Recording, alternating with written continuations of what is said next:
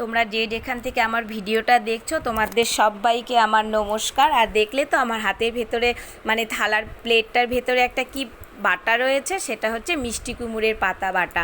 আর মিষ্টি কুমড়ের পাতা বাটা বলতে মিষ্টি কুমড়ের পাতাগুলো কিন্তু আমার বাড়ির না, সেটা বাজার থেকে কিনে এনেছে। তো খুব ভালো পাতাগুলো ছিল বলে, আর এটা আমার ফার্স্ট টাইম, আমি প্রথম মানে এটা বাড়ছি। মানে আগে দেখেছি খেতে, কিন্তু আমি নিজে বেটে কখনো খাইনি, বা আমি আগেও খেয়েছি।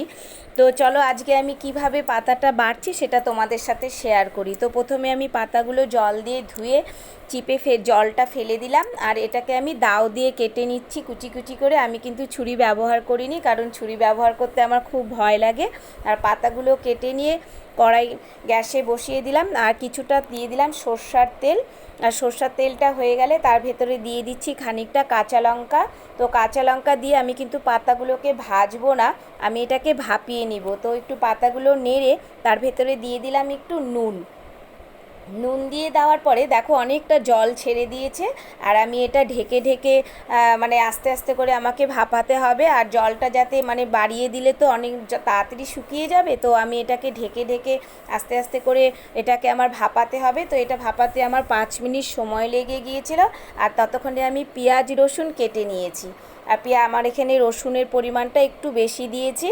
তো এটা ভাপানো হয়ে গেলে এটাকে আমি বেটে নিব শিলনোড়াতে। আমার তো অল্প পরিমাণ, তাই আমি শিলনোড়াতে বেটে নিচ্ছি।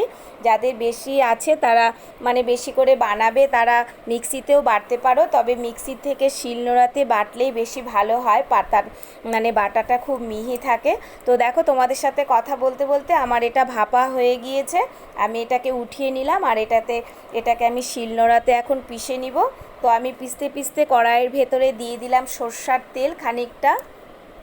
সর্ষার তেলটা হয়ে গেলে দিয়ে দিচ্ছি শুকনো লঙ্কা একটা ফোড়নের জন্য, আর দিয়ে দিব খানিকটা কাঁচা লঙ্কা। তো সে কালো জিরা, সরি কাঁচা লঙ্কা তো আগেই তোমাদেরকে বলেছিলাম যে কাঁচা লঙ্কা দিয়েই আমি মানে ভাপিয়েছিলাম। তো এখন দিয়ে দিচ্ছি রসুনটা হয়ে গেলে তারপর দিয়ে দিচ্ছি আমি পেঁয়াজটা অল্প অল্প ভাজি হয়ে গেলে তার ভেতরে আমি দিয়ে দিচ্ছি হলুদ আর নুন। আর হলুদ আর নুন দিয়ে আস্তে আস্তে করে পেঁয়াজগুলোকে আমি লাল লাল করে ভেজে নিলাম।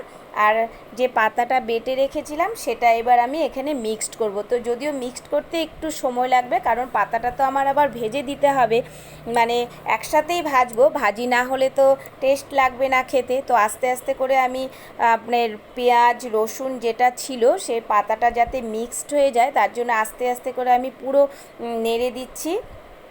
নেড়ে দেখো আমার পাতা বাটা কমপ্লিট হয়ে গেল।